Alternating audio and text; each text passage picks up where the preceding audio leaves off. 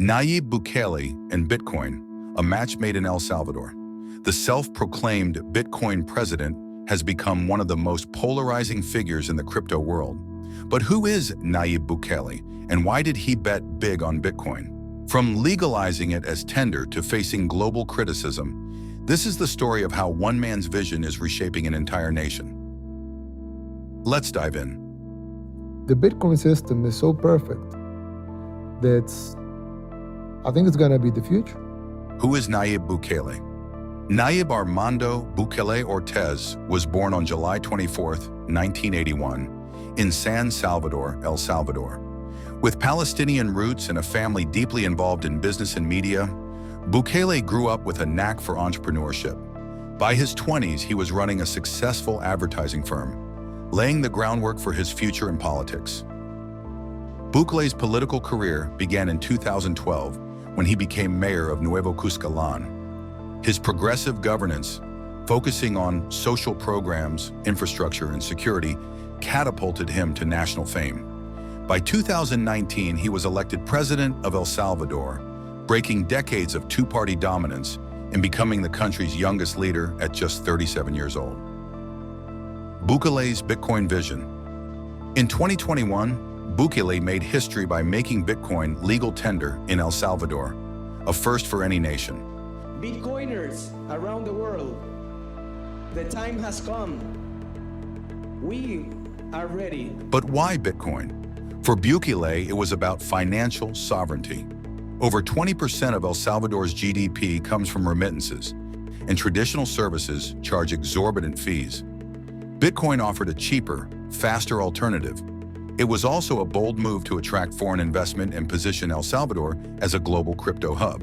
The rollout included the Chivo Wallet, a state-backed app that gave every citizen $30 in Bitcoin to kickstart adoption. But it wasn't all smooth sailing. Technical glitches, lack of education, and Bitcoin's notorious volatility led to skepticism among locals. Impact on El Salvador. For locals, Bitcoin promised financial inclusion for the unbanked.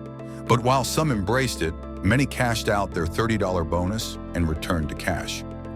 Remittances via Bitcoin remain a small fraction of the total, as most Salvadorans still prefer traditional methods. Businesses face their own challenges. While large franchises like McDonald's and Starbucks accepted Bitcoin, many small businesses avoided it due to volatility and complexity. Tourists, however, flocked to El Salvador, drawn by Bitcoin Beach in the country's newfound crypto-friendly reputation. Challenges and criticism. Bukele's Bitcoin experiment hasn't been without controversy. The IMF has repeatedly warned about the risks of Bitcoin's volatility and its impact on financial stability. In 2025, El Salvador secured a $1.4 billion IMF loan, but with strict conditions including scaling back Bitcoin policies. Yet Bukele remains defiant. His response to critics? No, it's not stopping, and it won't stop in the future. Proof of work, proof of whining. The future of Bitcoin in El Salvador.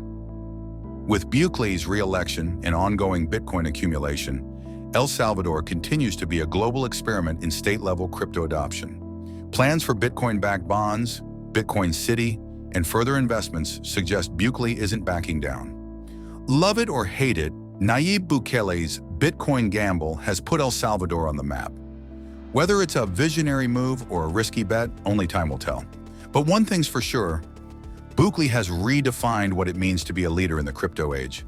If you enjoyed this deep dive into the world of Bitcoin and Bukele, don't forget to like, share, and subscribe to our Crypto Talk for more insights into the future of finance. Thanks for watching, and remember, the future isn't just coming, it's already here.